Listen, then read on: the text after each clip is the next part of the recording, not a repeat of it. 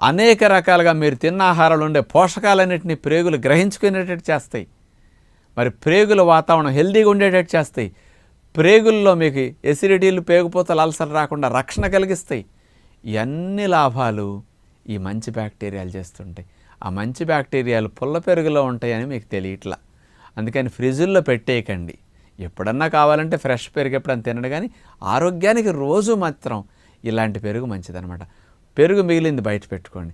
ఈ పొద్దున మిగిలింది సాయంకాలం మీద రేపు రొద్దున అట్లా వాడుకుంటే చాలా మంచిది. పిల్లలకు కూడా ఇట్లాంటిది వాడితే మంచిది.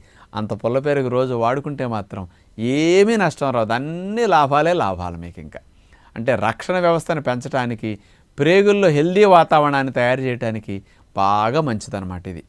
ముఖ్యంగా మన ప్రేగుల్లో చెడ్డ బ్యాక్టీరియాలు తగ్గాలంటే ఈ మంచి బ్యాక్టీరియాలు బాగా ఉంటే అవే కంట్రోల్ చేసేస్తాయి ప్రేగుల వాతావరణాన్ని.